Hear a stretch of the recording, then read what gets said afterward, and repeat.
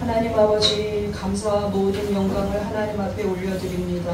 귀한 주일날 주의 전에 나와 예배드릴 수 있음을 감사드립니다.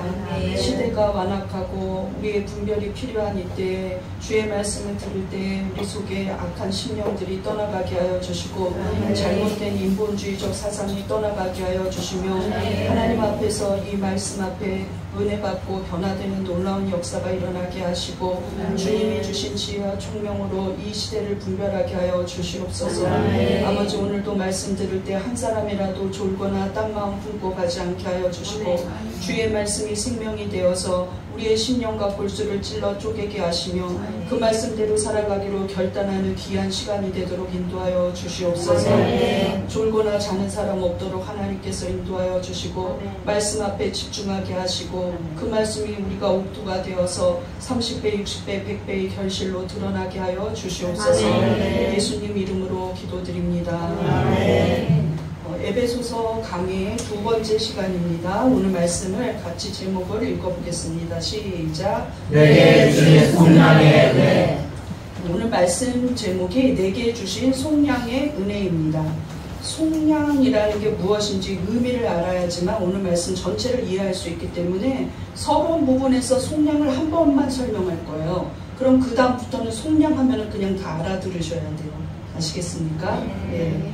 오늘 본문 7장에 속량이 나옵니다. 본문이 에베소서 1장 7절에서 10절인데 본문이 시작되는 7절을 보겠습니다. 시작. 우리는 그리스도 안에서 그의 은혜의 풍성함을 따라 그의 피로 말미암아 속량 곧 제사함을 받았느니라. 속량이라는 헬라어 원어가 아플로티로시스예요. 아플로티로시스. 그런데 이게 몸값을 주고 자유롭게 하다. 몸값을 주고 해방시키다 이런 뜻이에요.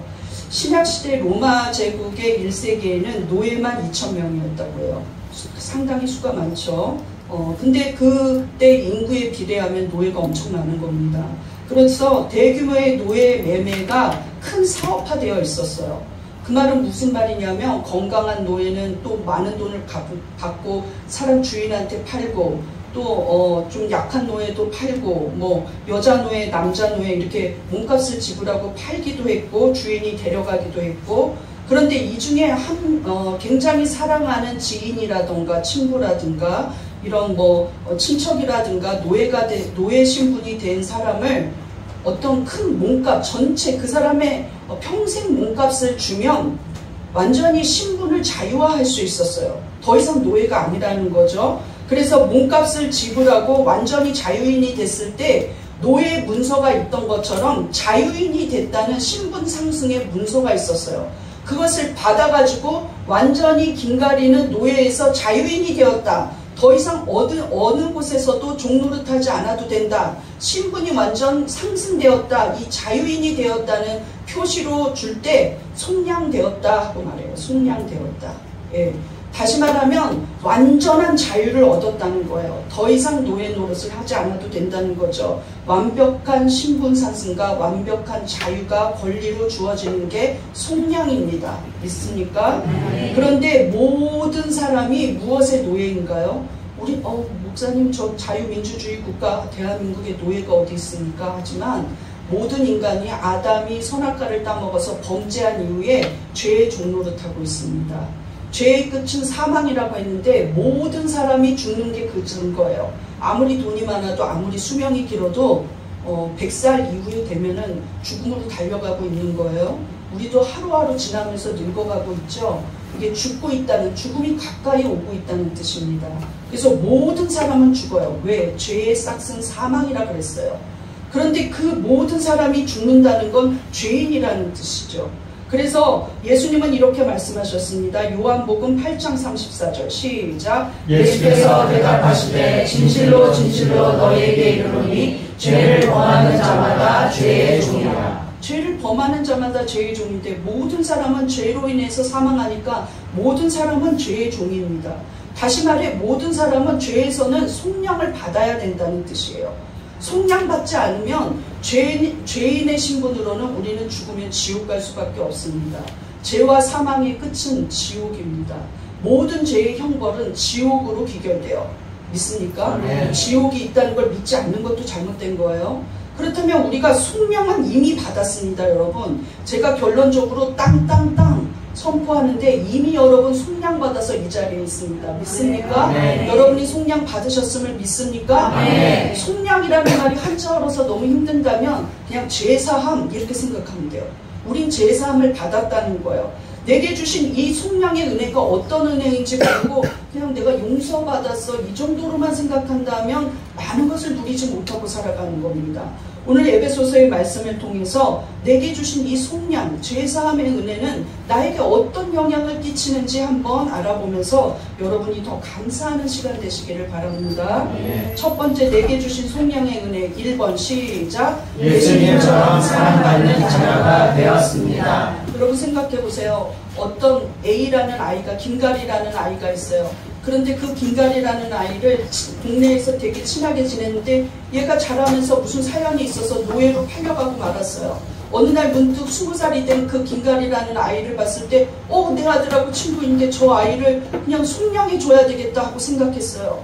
그리고 속량하고 나서 그 아이를 데리고 와서 입양했어요. 내 아이처럼 길러요. 그리고 내 아이가 가지고 있는 모든 상속권을 그 아이한테도 김가리한테도 준단 말이죠. 이게 속량입니다. 이게 속량이에요. 우리는 원래 죄인이었다는 거예요. 아담의 후손이고 죄의 자손이었습니다. 모두가 죄의 형벌로 지옥 갈 수밖에 없었는데 예수님을 믿는 자에게는 신분 상승의 효과가 있어요. 무엇이 있냐? 죄사함만 받은 것이 아니라 예수님이 가진 모든 권리를 우리가 갖게 된다는 것이죠. 예수님이 가진 권리 중에 가장 큰 권리가 무엇입니까? 하나님의 아들이에요. 그런데 하나님께서는 종종 성경의 복음서 안에 보면 이 예수가 얼마나 귀한 예수인지를 표현했습니다. 왜냐하면 초라한 마구간에 태어나셨죠. 목수의 아들로 그냥 좋은 집안에서 자라지지 못했죠. 기공자도 아니었죠. 그러니까 사람들이 어떻게 말하냐면 나사렛에서 무슨 선한 것이 나겠느냐? 저 사람의 실컷 회당에서 너무나 놀라운 말씀을 전했는데도 야, 저 사람이 누이일까? 우리랑 같이 있지 않냐? 저 사람이 요셉의 아들 목수 아들 아니냐? 이렇게 하찮게 보았다는 것이죠. 그러나 제자들이 있는 앞에서나 아니면 영적으로 아주 우월한 사람들 앞에서는 하나님이 그 비밀을 밝히 말씀하셨어요. 첫 번째가 무엇이냐면 예수님이 요단강에서 이제 세례를 받으시고 사역을 시작합니다. 그런데 세례 요한이 보니까 성령이 비둘기같이 예수님 머리 위에 임하는 것을 보았어요. 이것만 보아도 하나님의 아들이라는 증거가 되거든요. 그런데 하늘에서 하나님의 음성이 들립니다. 그런데 그 예수님에 대해서 얼마나 아름답게 표현했는지 우리가 한번 같이 읽어봤으면 좋겠어요. 마태복음 3장 17절 시작. 하늘로부터 소리가 있어 말씀하시되 이는 내 사랑하는 아들이요 내 기뻐하는 자라 하시니라. 예, 이는 내 사랑하는 아들, 이는 내 기뻐하는 아들, 이렇게 말씀하셨다는 거예요. 하나밖에 없는 독생자 외아들 예수 그리스도를 우리를 위해서 육신을 입고 나오게 하셨지 예수님은 굳이 올 필요가 없었어요. 예수님 자신의 신분으로는 하나님 보좌 우편에서 화려하게 있을 수 있었습니다. 모든 하늘의 영광을 다 누리고 있었기 때문에 그것도 당당한 하나님의 아들로서 누리고 있었기 때문에 아쉬울 건 없어요. 그러나 하나님은 우리를 위해서 그 구원을 계획하시고 정말 자기의 사랑하는 아들, 자기의 기쁨이 되는 아들을 우리에게 보내주셨어요. 그 예수님이 우리를 위해서 십자가에서 대신 돌아가셨습니다. 피를 쏟으셨어요. 그래서 그 피는 너무나 보배로워서 보혈이라고 부릅니다. 보배로운 피. 그 피를 흘림으로 말미암아 예수님이 받았던 그 사랑, 이는 내 사랑하는 아들이다, 내 기뻐하는 아들이다, 너무나 나의 기쁨이다, 너무나 saran한다고 말했던 그 사랑이 누구에게 왔느냐? 우리에게 왔습니다. 믿습니까? 변화산에서도 야고보, 요한, 베드로가 따라갔을 때 예수님의 모습이 형체가 너무 아름답게 변해요. 그 옷은 휘어져 광채가 나서 사람의 손으로 깨끗이 할 수 없을 만큼 깨끗하게 휘어졌고 모습은 화려하게 하나님의 모습으로 변했습니다. 그런데 하늘에서 음성이 들려요. 이는 내 사랑하는 아들이요 내 기뻐하는 자니 너희는 저의 말을 들으라. 이것이 하나님이 말씀하신 것입니다. 이 세 제자는 그 말씀을 들었어요. 현장에서 얼마나 사랑하는 아들인지 얼마나 기쁨이 되는 아들인지 그들은 또 듣고 알았다는 것이죠. 그 아들, 그 사랑의 기쁨이 누구에게 임했느냐? 현장에 있던 세 제자에게 임했을 뿐만 아니라 예수를 믿는 모든 자에게 임했습니다. 믿습니까? 예, 나는 그냥 죄인이고 종노릇하던 사람이고 맨날 죄만 짓고 어둠 가운데 있는 사람이었는데 예수를 믿고 나니 죄만 용서만 받은 게 아니라 예수님이 받으시는 하나님의 사랑을 내가 받고 살고 있다는 거예요. 믿습니까? 신분 상승으로 하면 이만한 신분 상승이 없습니다. 그것을 가장 잘 성경에서 표현한 게 무엇이냐면 골로새서 1장 13절 말씀이에요. 보겠습니다. 시작. 그가 우리를 흑암의 권세에서 건져내사 그의 사랑의 아들의 나라로 옮기셨으니 그 아들 안에서 우리가 속량 곧 죄사함을 얻었도다. 그 아들 안에서, 그 아들 안에 있는 자는 속량을 받았습니다. 죄의 종노릇하고 지옥에 갈 수밖에 없는 우리들이 죄사함을 얻었을 뿐만 아니라 신분이 자유인으로 상승되었고 우리가 누리는 권세는 무엇이냐? 나도 예수님처럼 똑같은 대우를 받고 있다는 거예요. 그 대우가 어떤 것이냐? 이는 내 사랑하는 아들, 내 사랑하는 자녀, 너는 내 아들이다, 너는 내 딸이다, 내가 너의 아버지가 된다는 것이에요. 이것은 너무나 놀라운 것이죠. 길거리에서 그냥 어디 집도 없던 고와 같이 사는 아이가 갑자기 부잣집으로 가서 너는 내 아들이야, 유일한 상속자야, 이 말을 듣는 거랑 똑같다는 거예요. 아니, 더 큰 일이죠. 그거랑 비교할 수가 없는 거예요. 예수님을 믿고 예수에게 속한 자들, 예수 안에 있는 자들은 사랑의 아들의 나라로 옮겨졌습니다. 번쩍 들어서 옮기셨다는 거예요. 만약 이렇게 옮기지 않았다면 우리는 지옥에 갑니다. 그런데 지옥에서 번쩍 들어서 옮겨놓은 곳이 하나님의 사랑받는 자녀로 살다가 천국의 상속권까지 주셨다는 거예요. 놀라운 일이죠. 그래서 예수님이 마지막 제자들에게 고별 설교를 할 때는 이렇게 말합니다. 나를 사랑해라. 나를 사랑하는 자는 하나님께 사랑받을 것이다. 왜? 예수 안에 속해 있기 때문에요. 하나님께 사랑받으려면 나를 사랑하라고 말씀하셨다는 거예요. 요한복음 14장 21절입니다. 시작. 나를 사랑하는 자는 내 아버지께 사랑을 받을 것이요 나도 그를 사랑하여 그에게 나를 나타내리라. 예수를 사랑하며 하나님 앞에 사랑받을 뿐만 아니라 예수 그리스도의 영광이 우리에게 그대로 임하는 거예요.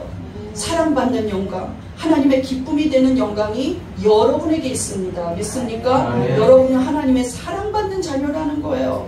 그래서 요한일서 3장 1절에는 이렇게 말합니다. 우리가 느낌표를 나타낼 때 너무 정말 놀라운 일일 때 보라 하고 성경은 말하거든요. 유대인들의 관습이에요. 보라 하고 말하는 거. 그런데 여기서 너무 느낌표로 강력하게 보라 하고 말을 하고 있어요. 요한일서 3장 1절 시작. 보라, 아버지께서 어떠한 사랑을 우리에게 베푸사 하나님의 자녀라 일컬음을 받게 하셨는가. 어떠한 사랑을 우리에게 주셨는지 봐라, 느껴봐라. 어떤 사랑이냐, 이게 얼마나 큰 사랑이냐 하고 말하고 있다는 거예요. 그런데 이게 얼마나 큰 사랑이냐면 이는 내 사랑하는 아들이요 내 기뻐하는 자인 예수 그리스도를 생명을 내어주시면서까지 우리를 사랑하셨다는 거예요. 예, 우리의 속정값은 누구이냐? 예수 그리스도의 생명이었다는 것입니다. 믿습니까? 네. 예수님과 동일한 사랑을 받는 것은 예수님이 자기의 생명을 내어주셨기 때문에 너무나 가치 있는 대가를 치러주셨기 때문에 우리가 예수님이 받는 사랑을 동일하게 받고 있었다는 거예요. 그럼 한번 생각해 보십시오. 아버지께서 우리에게 베푸신 사랑이 얼마나 놀라운 사랑인지 봐라 하고 했을 때 뭔가 정말 대단한 사랑이 있을 것 같지 않습니까? 봐라 하고 말할 때. 예. 그런데 우리 남편이 가끔 좋은 선물할 때 봐라 하고 내던져. 예. 오다 주었다 하고 내던져. 큰 소리를 뻥 치면서 내던져요. 그럼 제가 막 흥분을 하면서 열어보고 막 이러면서 좋아하는 걸 즐깁니다. 그런데 오늘 요한에서 봐라! 속량이 어떤 것인지 봐라! 하고 내던졌어요. 그렇다면 뭔가 비밀이 하나 있습니다. 과연 우리를 생각해봐요. 예수님을 여태까지 포커스를 맞추고 있었는데 그 사랑을 받는 우리가 어떤 상태일 때 그 사랑을 받았을까요? 에베소서 2장에 우리 상태는 너무 비참할 정도로 자세하게 나와 있는데 하나님 앞에 면이 서지 않고 가까이 다가갈 수 없는 상태입니다. 에베소서 2장 2절 3절 우리의 상태를 보겠습니다. 시작. 그때 너희는 그 가운데서 행하여 이 세상 풍조를 따르고 공중의 권세 잡은 자를 따랐으니 곧 지금 불순종의 아들들 가운데서 역사하는 영이라. 전에는 우리도 다 그 가운데서 우리 육체의 욕심을 따라 지내며 육체와 마음에 원하는 것을 하여 다른 이들과 같이 본질상 진노의 자녀였더니. 본질상 우리는 진노의 자녀인 게 왜 그러냐면 아담의 후손이라는 걸 벗어날 수 없었어요. 아담이 죽은 것처럼 우리도 죽은 존재이고 아담이 선악과로 범죄함으로 말미암아 우리도 범죄자라는 취급을 받을 수밖에 없었습니다. 세상 풍조, 세상 악한 것을 따랐어요. 공중의 권세 잡은 자는 마귀를 말합니다. 그 마귀를 따라가는 불순종의 아들들이었다는 거예요. 누구한테 불순종하는? 하나님 앞에 불순종하는 아들들이었다는 거예요. 저 예수님의 사랑받는 아들이요 기뻐하는 자라는 거랑은 거리가 너무 극적으로 멀어요. 저 밑바닥에 있는 완전히 지옥을 향해서 걸어가고 있는 자들이었다는 거예요. 본질적으로 우리는 어떤 자녀냐? 진노의 자녀라는 거예요. 저 선악과를 따먹은 아담의 후손, 진노의 자녀였는데 우리가 먼저 예수님 좀 보내주세요. 먼저 예수님 좀 십자가에 달려 돌아가 주세요 하고 부탁하지 않았는데 하나님 홀로 이 계획을 짰습니다. 그리고 예수님을 정말로 보내주셨고 예수님은 우리를 위해서 자기의 생명을 내어주셨어요. 그래서 우리가 누리고 있는 게 하나님의 사랑받는 자녀, 하나님의 기뻐하는 자녀라는 거예요. 이것이 얼마나 놀라운 일인지 보라는 거예요. 그래서 요한일서에서 봐라! 우리가 받는 이 사랑이 얼마나 크고 놀라운지를 보라는 것이죠. 여러분 생각해 보시기를 바랍니다. 여러분 느껴보시기를 바랍니다. 믿습니까? 네. 우리 한번 고백해 보겠습니다. 예수님의 속량으로 나는 사랑받는 하나님의 자녀가 되었습니다. 사랑받는 하나님의 자녀가 되었습니다. 믿습니까? 네. 예수님을 사랑하는 그 마음으로 똑같이 사랑해 주신다는 거예요. 차마 너무 비참한 상태에서 우리는 그 사랑을 받게 되었다는 것이죠. 그것이 놀랐습니다. 우리가 의롭고 우리가 자격이 있어서 그런 게 아니라는 것이죠. 많은 사람들 가운데 우리가 예수 믿고 있는 거, 우리는 비천할 때, 우리는 너무나 불순종의 자녀일 때 하나님은 우리를 위한 계획을 가지고 이리 나와라 긴가리 하고 우리를 하나님의 자녀로 삼아주셨다는 건 너무나 감사합니다. 하나님 앞에 불평할 게 없어요. 믿습니까? 두 번째, 내게 주신 속량의 은혜는 어떤 것입니까? 2번 시작. 속량의 대가는 예수님의 피입니다. 우리가 무엇으로 속량을 받았냐? 그냥 예수님이 오심으로, 예수님이 말씀을 가르쳐 주심으로, 예수님이 깨닫게 해주심으로 그냥 성령이 은혜 주셔서 속량 받은 게 아닙니다. 생명이라는 대가가 있었다는 거예요. 그런데 그 생명은 예수 그리스도의 십자가의 피였다는 것이죠. 다시 한번 본문이 시작되는 7절을 보시겠습니다. 시작. 우리는 그리스도 안에서 그의 은혜의 풍성함을 따라 그의 피로 말미암아 속량 곧 죄사함을 받았느니라. 제가 서론에서 1세기에 노예가 2,000명이나 됐다고 말씀드렸습니다. 그런데 제가 자료를 찾아봤어요. 고증된 역사학적 자료를 보면 노예 한 사람, 그러니까 건강한 남자 성인이에요. 건강한 남자 성인의 대가는 그 사람을 자유하게 되게 하고 싶으면 건강한 남자 성인의 경우 약 300에서 600데나리온까지 냈대요. 몸이 너무 좋으면 600데나리온까지 가는데 몸이 비실비실한데 건강한 경우에는 300데나리온이에요. 그런데 비실비실한데 건강한 경우로만 계산해도 그때의 1데나리온이 지금으로 한국 돈으로 8만 원이에요. 그렇다면 그 사람이 300데나리온을 내고 데리고 오려면 2억 4천만 원을 주고 한 사람을 자유케 할 수 있어요. 이럴 줄 알았는데 반응이 2억 4천은 그냥 갖고 있으니까 너무 성도들 복을 많이 받았어요. 2억 4천 그냥 딱 그냥 주머니에 그냥 있으세요. 네, 뭐 2억 4천 이렇게 생각하시는 것 같은데 저한테는 내가 이렇게 타이프 치면서 2,400 아니야? 근데 제가 숫자에 약해서 또 계산해봤죠. 2억 4천이요. 네, 2억 4천입니다. 네. 정말 사랑해야, 정말 피 끓듯이 사랑해야지만, 정말 내 몸처럼 여겨야지만 한 사람 비실비실한 인간을 데려온다는 거예요. 비실비실한 인간을 데려오는데 2억 4천을 주고 너 자유야 이렇게 말할 수 있다는 것이죠. 이 대가, 돈을 내는 것, 속량을 위해서 돈을 내는 것을 속전이라고, 돈 전자를 써서 속전이라고 합니다. 그런데 우리를 죄의 종에서 자유케 하는 데에는 금과 은도 필요 없었어요. 우리를 자유케 하는 데에는 구약시대부터 한번 생각을 해봐요. 역사적으로 예수 그리스도가 오기 전 레위기 시대로 돌아가면 모세에게 하나님이 이제 죄 짓는 자는 이 성막 안에 들어와서 하나님께 제물을 드려라. 흠이 없고 거룩하고 흠이 없는 어린 양을 잡아다가 그 피를 하나님의 제단 앞에 드려라. 그리고 그 죄사함을 받아라 하고 말하고 있다는 거예요. 그런데 생각해 보세요. 이 화목 제물을 통해서 이 양이 생명을 드렸는데 이 죄인은요 다시는 양을 잡지 않게끔 죄를 안 지어야 되는데 그렇게 살지 못합니다. 월요일날 나 때문에 양이 한 마리 죽었는데 화요일날 나 때문에 양이 또 죽어요. 수요일날도 나 때문에 양이 죽어요. 너무 많은 불쌍한 생명들이 계속 죽어나가는 거죠. 나는 죄사함 받을 길이 그것밖에 없었다는 거예요. 그런데 예수님이 십자가에 달려 돌아가신 것은 양의 피랑 다르다는 것이죠. 그 양의 피는 그 죄사함만 받을 수 있었어요. 우리를 의롭다고 여겨주지를 못해요. 양의 피가 우리를 의롭게 여겨주질 못해요. 피 흘림이 없은즉 죄사함이 없느니라는 말씀 때문에 피를 흘려서 생명의 대가를 치러야 했어요. 왜? 죄의 값은 사망이니까 누군가 죽어야 했다는 거예요.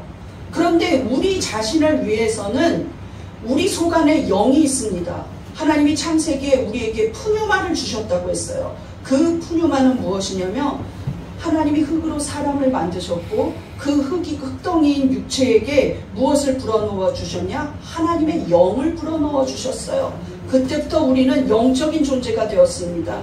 네. 그러므로 내가 영적으로 더러운 죄를 짓고 영적으로 죄를 지은 존재가 되었기 때문에 저주받는 죄의 존재가 되고 말았어요. 하나님이 불어넣어 주신 하나님의 영적인 존재를 그 영의 거룩함을 회복하는 길은 하나님이 오시는 길밖에 방법이 없었다는 거예요. 죄인이 죄인을 용서할 수가 없었다는 거예요. 아무리 의롭고 아무리 깨끗하고 아무리 정결하게 살아도 본질상 진노의 자녀이기 때문에 누구도 누구를 구원해 줄 수 없었다는 것이죠. 그래서 하나님은 한 가지 방법밖에 없었다는 거예요. 자기의 가장 하나뿐인 아들 예수 그리스도를 육신을 입게 해서 대신 죽게 하셨다는 것이죠. 그런데 이 죽음은요 양처럼 계속 죽어야 되는 게 아니에요. 예수 그리스도는 하나님이신데 죽으셨으므로 양과 다릅니다. 그 피를 믿으면 그 피 앞에 구원받으면 우리는 어떻게 되냐? 너는 의롭다는 신분이 바뀌어지는 거예요.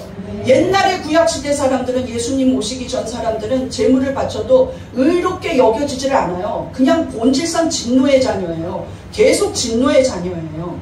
그런데 우리는 예수 그리스도의 피를 믿기만 하면 양을 잡지 않아도 소를 잡지 않아도 어디 흠없는 양 없나 하고 찾아다니지 않아도 예수님이 이미 십자가에서 보혈의 피를 나 대신 죄의 값을 당하셨기 때문에 우리는 그 피를 믿는 자는 의롭다 여김을 받습니다. 믿습니까? 네. 베드로전서 1장 18절이 그 말씀을 속전의 값이 금이나 은같이 없어질 것이 아니라고 말을 하고 있어요. 베드로전서 1장 18절 보겠습니다. 시작. 너희가 알거니와 너희 조상이 물려준 헛된 행실에서 대속함을 받은 것은 은이나 금같이 없어질 것으로 된 것이 아니요 오직 흠없고 점없는 어린 양 같은 그리스도의 보배로운 피로 된 것이나. 흠없고 점없는 어린 양인데 완벽한 거룩하심입니다. 완벽한 의로움이 나를 대신해서 십자가를 지셨기 때문에 피를 흘렸기 때문에 우리는 완벽한 의를 입었어요. 믿습니까? 네. 제가 두 가지 질문을 문장으로 물어볼 거예요. 그럼 여러분이 믿음으로 예수 그리스도 하고 대답하세요.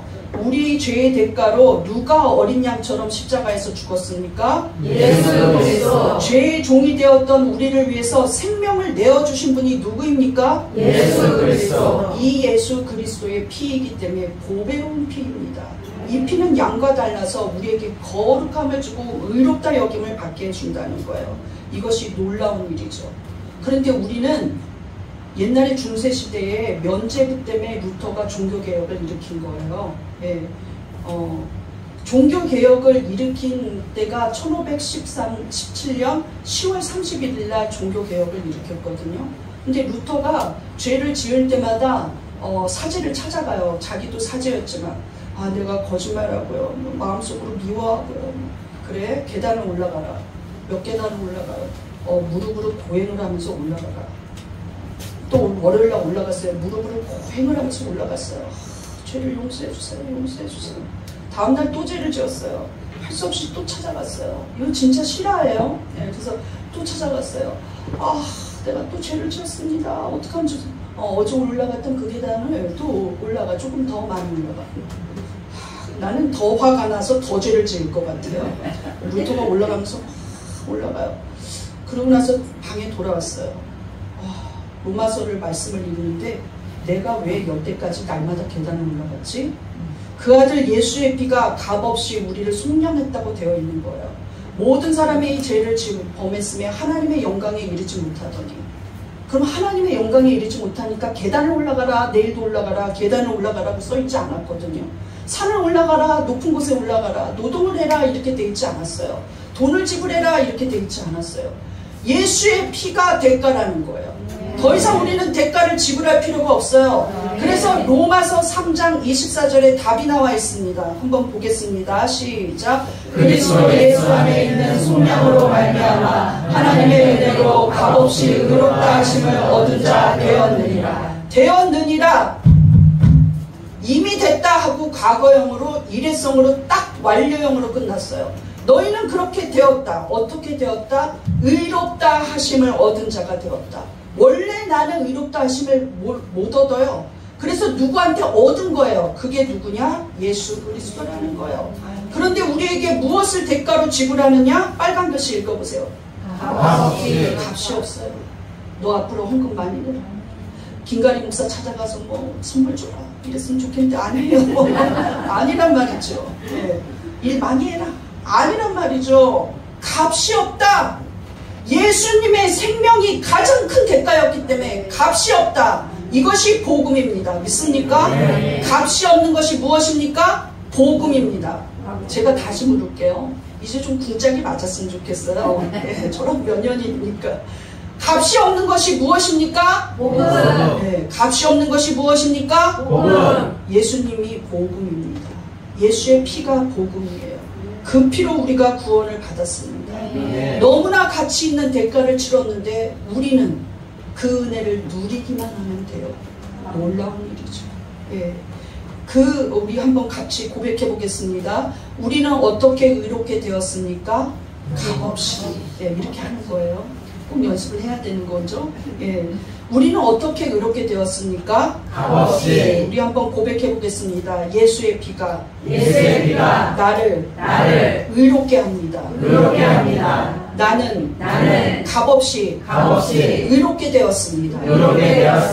그러면 의로우니까 여러분 지금 죽으면 어딜 갈까요? 천국. 네, 천국에 가죠. 지옥 가고 싶어요 하고 말해도요. 너 몰랐니? 너는 죄인이라도, 너는 본질상 죄인이라도 너는 예수께 속하였기 때문에 예수의 피가 너를 깨끗게 한다 하고 의로운 취급을 받는 거예요. 나는 원래 못됐는데 의인의 취급을 받아요. 그것이 은혜라는 겁니다. 믿습니까? 옛날에 제가 노래를 너무 못했어요. 지금 잘하냐? 못합니다. 네, 제일 부러운 사람이 노래 잘하는 사람이에요. 그런데요, 우리 고모가 사모님이란 말이에요. 주일학교를 하고 있는데 고모부한테 나도 저 성가대복 연두색 입고 싶어요! 하고 말했어요. 그랬더니 고모부가 성가대 지휘자한테 말해줄게 이렇게 말하는 거예요. 성가대 지휘자님이 그때 당시에 음악을 하는 성악가였어요. 제 노래를 듣더니 한숨을 깊이 길게 쉬어요. 아휴, 엘토해라. 그런데 나는 노래를 못해요. 근데 성가대복을 입는 순간 나는 그냥 노래를 잘한 사람 취급을 받아요. 왜냐하면 그날 오후에 또 예배가 있었는데 우리 주일학교는 오후 예배도 있었거든요. 2시에 예배를 왔는데 내 친구가 이래요. 가리야, 이제 보니까 노래를 잘하나 보다. 왜? 성가대 됐구나.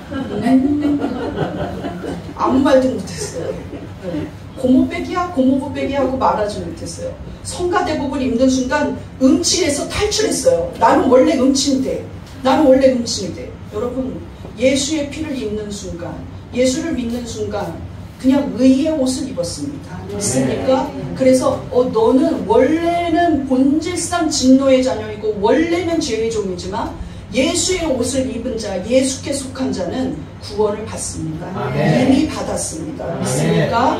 우리 내게 주신 성령의 은혜 3번 보겠습니다. 시작. 성령을 받으면 영적 지혜와 분별을 얻습니다. 여러분, 에베소서 1장 7절만 보고 큰 은혜를 받으시는데 8절부터가 여러분에게 정말 소망되는 말씀입니다. 8절 읽어보겠습니다. 시작. 이는 그가 모든 지혜와 총명을 우리에게 넘치게 하사 모든 지혜, 모든 총명을 넘치게 우리에게 주셨다는 거예요. 왜? 속량을 받았기 때문에. 속량을 받은 이후로는 모든 지혜를 너에게 준다. 모든 총명을 너에게 준다는 거예요.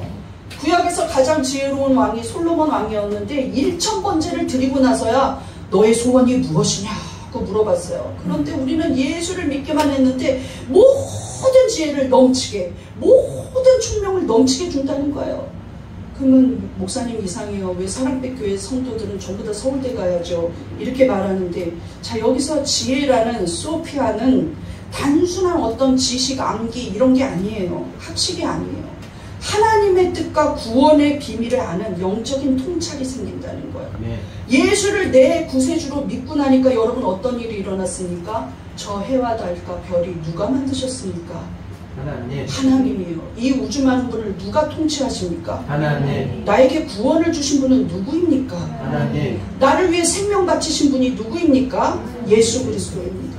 이것이 다 믿어져요. 예수님은 죽었다가 부활하신 거 믿습니까? 믿어집니다. 영적 지혜가 얻어진다는 거예요. 야, 이 모든 것이 하나님의 은혜구나. 내가 사는 모든 것도 하나님의 은혜. 나를 사랑하시는 하나님의 은혜가 있구나. 세상 만사가 하나님의 은혜 안에서 지혜가 얻어진다는 거예요. 말씀이 믿어진다는 거죠. 영적인 귀가 열려요. 그런데 어린아이도 예수 안에 속량을 받으면 영적 지혜가 열려서 너는 누구 때문에 구원받았지? 예수님이야 하고 주일학교 학생들이 얘기하는 경우 너무 많습니다. 부활을 믿어요. 그런데 이 영적 소피아 지혜는요, 구원받지 않으면 생기질 않아요. 구원받지 않은 학식이 좋은 사람한테 예수님 부활을 믿습니까? 부활을 어떻게 믿냐 하고 말하는 사람 많아요. 훌륭한 과학자들도 부활을 못 믿어요. 왜? 그냥 지혜가 아닌 지식만 있기 때문에.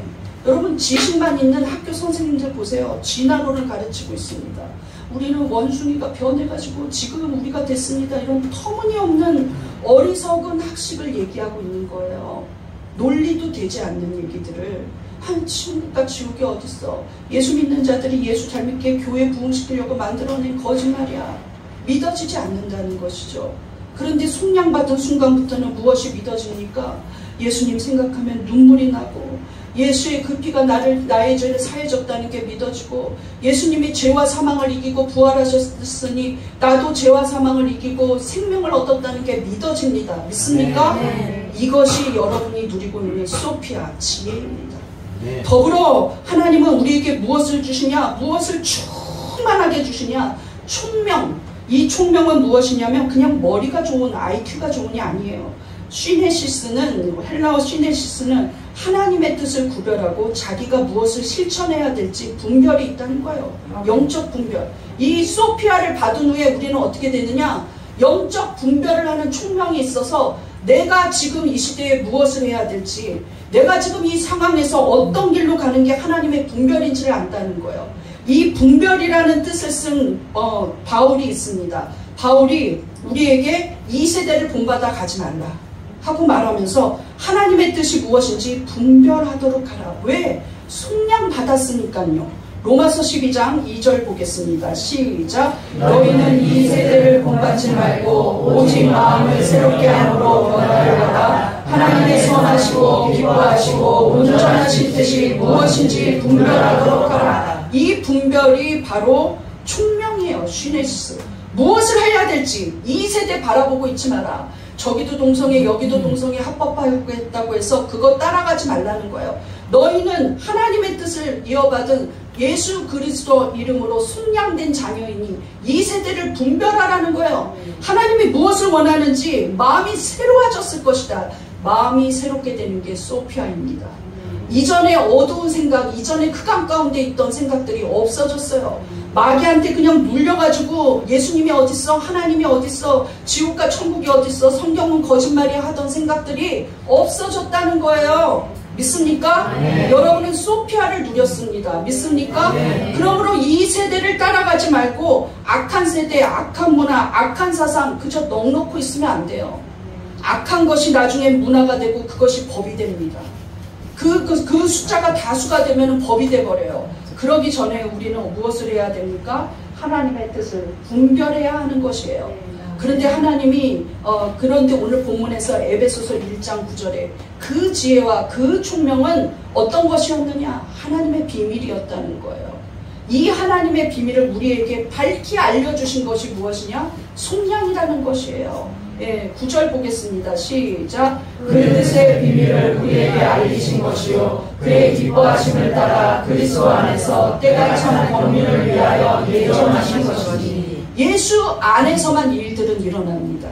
예수를 믿지 않으면 알 수가 없어요. 그런데 하나님이 주시는 지혜와 총명의 비밀, 이것을 우리에게 밝히 공개적으로 공식적으로 가리야 너는 속량 받았으니 알게 될 것이다 하고 밝히 알려줬다는 거예요. 이전에는 알려줘도 하나도 믿어지지 않는데 이제는 하나님이 주신 지혜가 풍성하고 총명이 풍성하기 때문에 알려주는 대로 받아들여집니다. 믿습니까? 네. 여러분이 예수를 나의 구원자로 받아들이기 전에는 나는 안 믿어. 용접 안 할 거야. 어디 저런 거짓말을 해. 아유, 지금도 예수를 믿는 사람들이 있구나. 이렇게 생각하는데 예수님을 나의 구원자로 믿자마자 날마다 감사합니다. 날 구원하신 예수가 놀라워요. 그런데 오늘 말씀에서 좀 더 보충을 하자면 이 하나님이 알려주시는 지혜와 총명의 비밀에 대해서 바울이 한 장을 들여서 자세히 설명해 놓은 부분이 있기 때문에 우리는 더 한번 알아보도록 하겠습니다. 고린도전서 2장에는 하나님이 주시는 비밀이 무엇인지 말하고 있습니다. 고린도전서 2장 6절. 자, 시작. 그러나 우리가 온전한 자들 중에서는 지혜를 말하니 이는 이 세상의 지혜가 아니요 또 이 세상에서 없어질 통치자들의 지혜도 아니요 오직 은밀한 가운데 있는 하나님의 지혜를 말하는 것으로서 곧 감추어졌던 것인데 하나님이 우리의 영광을 위하여 만세전에 미리 정하신 것이라. 그 전에는 완전히 감추어져 있었어요. 은밀한 하나님의 비밀이었다는 거죠. 은밀한 하나님의 비밀은 무엇일까요? 바로 2000년 전 예수 그리스도를 우리에게 보내주신다는 게 은밀한 비밀이었다는 거예요. 몇몇 선지자들은 얘기했지만 은밀한 비밀로 간직하고 있었어요. 누구도 예수님이 언제 오실지 어떻게 오실지 알 수 없었다는 것이죠.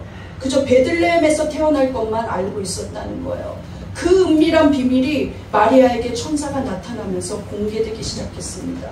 그리고 그것이 하나님이 내게 지혜를 주셔서 믿어진 거예요.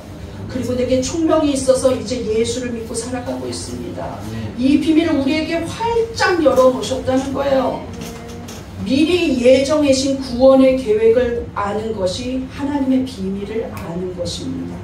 그런데 이것이 무엇이라고 말하고 있냐면 하나님이 우리의 영광을 위하여 만세전에 예정하셨다고 말하고 있어요. 하나님의 영광을 위해서가 아니라 믿는 자들의 영광을 위하여. 과연 그 믿는 자들의 영광이 무엇입니까? 나를 사랑하사 많은 사람 가운데 택하신 한량없는 은혜를 아는 게 하나님, 우리가 누리는 하나님의 영광입니다. 우리의 영광이에요. 예수 그리스도의 십자가와 부활의 승리를 믿는 것, 예수님이 다시 오실 거라는 걸 믿으면서 소망하고 그 재림을 기다리고 있는 것, 신본주의 사상이 무엇인지 구분할 수 있는 것, 그 다음에 내 고집, 내 교만을 버리고 하나님 의지하면서 날마다 회개하고 겸손히 신앙생활하는 거, 이거 다 하나님이 우리에게 주신 하나님의 영광이에요. 믿습니까? 네. 당연한 듯이 누리지만 속량받은 자들에게만 있습니다.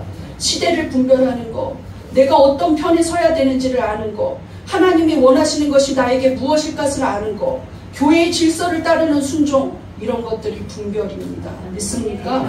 그런데 이 단락이 굉장히 긴데 결론은 무엇으로 끝나고 있는지 한번 보십시오. 하나님이 주시는 이 지혜와 총명의 놀라운 비밀이 무엇으로 끝나는지 우리는 결론을 보아야 합니다. 고린도전서 2장 16절 시작. 누가 주의 마음을 알아서 주를 가르치겠느냐. 그러나 우리가 그리스도의 마음을 가졌느니라. 제가 우리가 하면 뒤에 빨간 글씨 읽으세요. 우리가 그리스도의 마음을 가졌느니라. 우리가 그리스도의 마음을 가졌느니라. 우리가 그리스도의 마음을 가졌느니라. 여러분 다 마음속에 삐딱한 거 있어요. 제 속에는 더 많이 있어요.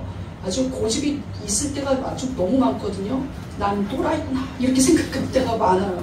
그런데 내 속에 예수를 믿고 기도하면서 뭐가 생겼냐? 어떤 마음이 생겼습니까? 그리스도의 마음이 생겼다는 거예요. 정말 거듭난 자들은 그리스도의 마음을 갖게 된다는 거예요. 이것이 가장 놀라운 지혜와 총명의 결론입니다. 예수 그리스도의 마음을 간지면 어떻게 됩니까? 예수님이 십자가에서 자기 생명을 내어놓은 것처럼 우리도 나의 모든 것을 다하여도 복음에 대해서 아까워하지 않아요. 시간도 써야 되고 그냥 좋은 소리도 못 듣고 환영받지도 못하고 그냥 거치장스러우니까 모른 척 해야지 하는 거는 그리스도의 마음이 아닙니다. 예수님의 마음을 내가 갖는 거예요. 내 모든 것을 내어주고라도 한 생명을 얻을 수 있다면 생명을 얻는 일을 택하는 거죠. 교회를 위해서 조용히 헌신하는 거예요. 그리스도의 마음이죠. 불쌍한 자를 위해서 기도해 주는 거예요. 그리스도의 마음입니다. 아픈 자를 위해서 기도하고 내 것을 내어주는 거예요. 그리스도의 마음입니다. 저 멀리 있는 선교 지역을 위해서 기도해주고 내어주는 거예요. 그리스도의 마음입니다. 그리스도의 마음을 갖는 게 성령 받은 자의 가장 화려한 하나님의 영광이라는 거예요. 나는 구원받았어 하는 사람들 중에 정말 구원받았는지 알아보려면 그 속에 그리스도가 나타나는지를 보아야 돼요. 그리스도라면 어떻게 할까를 생각했을 때 긴갈이 같겠구나 하면 그 사람 정말 구원받은 자입니다. 그런데 나는 구원받았어 주문을 외우듯이 말은 하지만 아직도 내 것을 내어놓지 못해요. 아직도 내 돈이 너무 중요해요. 아직도 내 교만이 너무 중요해요. 내 자존심이 더 중요해요. 내 고집이 너무 중요해요. 내 취향이 더 중요해. 그래서 하나님 뜻대로 살지 않아요. 그렇다면 그 사람은 구원을 못 받는 거죠. 구원을 받을 수가 없다는 거예요. 속량은 하나님의 뜻을 분별하게 하는 지혜와 총명을 주고 그리스도의 마음을 우리에게 부어줍니다. 이것이 속량을 받은 자가 누리는 은혜예요. 여러분 하나님 뜻을 알게 되는 게 얼마나 감사한 일인 줄 아십니까? 많은 사람들이 그 뜻을 몰라서 엉뚱한 길로 가는 거예요. 그런데 우리 성도들 가끔씩 보면 너무나 많은 헌신을 하는데도 기뻐하는 걸 보고 조용히 이름 없이 빛 없이 하는 걸 볼 때 와 정말 속량받은 은혜가 있구나 하고 제가 감사할 때가 많습니다. 이 자리에 있는 모든 성도는 그리스도의 마음을 가진 줄로 믿습니다. 우리 한번 고백해 보겠습니다. 하나님이 주시는 영적 지혜로 총명하게 분별하며 삽니다. 내 안에 그리스도의 마음을 가졌습니다. 이것이 속량받은 자의 은혜입니다. 아멘. 마지막으로 속량받은 자의 은혜 4번 보겠습니다. 시작. 그리스도의 통치가 임하는 날이 반드시 옵니다. 그렇다면 왜 우리를 이렇게 자기의 아들을 내어주시면서까지 속량해 주시고 지혜와 총명과 하나님의 비밀을 알려주시고 그리스도의 마음을 주셨을까요? 이유가 있겠죠. 오늘 결론 부분에서 그 이유가 나옵니다. 하나님이 바라시는 최종 목적은 무엇인지 구원의 최종 목적이 나온다는 거예요. 본문 마지막 10절에 있습니다. 시작. 하늘에 있는 것이나 땅에 있는 것이 다 그리스도 안에서 통일되게 하려 하십니다. 그리스도 안에서 통일된다는 것은 다 그리스도의 마음을 갖고 다 그리스도의 뜻대로 하고 다 그리스도께 순종하게 된다는 거예요. 그렇다면 어떤 죄와 부패와 불신앙도 없다는 것이죠. 그때가 언제냐? 주님 다시 오시는 날 새하늘과 새 땅이 열렸을 때라는 거예요. 믿습니까? 네. 그때 우리는 완벽한 하나님 나라가 회복됩니다. 지금은 완벽하지 않아요. 왜? 세상의 공중권세를 잡은 자가 마귀이기 때문이에요. 그러나 그 마귀는 부활 이후에 이미 실패한다는 걸 알았습니다. 예수님의 승리가 우리의 승리로 이어지는 가장 귀결된 최종 목적은 언제냐? 새하늘과 새 땅이 열리는 예수의 재림일 때예요. 그때는 그리스도 안에서 통일된 나라가 올 것입니다. 그때 여러분은 예수님과 더불어 왕노릇할 거예요. 믿습니까? 이것은 약속의 말씀입니다. 그때를 위해서 우리에게 속량하시고 지혜를 주시고 총명을 주시고 하나님의 비밀을 드러내어 주셨어요. 믿습니까? 그때를 기다리면서 아무리 어려워도 예수 믿는 거 포기하면 가장 미련한 사람이에요. 예수 믿는 것은요, 그저 영원히 믿는 거예요. 믿습니까? 영원히 변함없는 건 예수 믿는 겁니다. 믿습니까? 믿었다 안 믿었다 왔다가 갔다가 할 수가 없는 거예요. 네. 예수 믿는다는 건 절대로 포기할 수 없는 일입니다. 예수가 가장 귀한 거예요, 여러분. 믿습니까? 다른 이로서는 구원을 받을 수 없나니 천하인간의 구원을 받을 만한 다른 이름을 우리에게 주신 일이 없습니다. 다른 피조물로 구원을 받을 수 없습니다. 다른 사람으로 구원받을 수 없어요. 다른 복음을 전하면 저주받을지니. 믿습니까? 복음은 예수 그리스도께서 우리의 구원자 되신다는 거, 그거 외에는 다른 구원자는 있을 수 없습니다. 어디다 갖다 붙일 수도 없어요. 잘못된 저주된 복음은 믿지 마십시오. 예수 안에서만 구원이 있습니다. 믿습니까?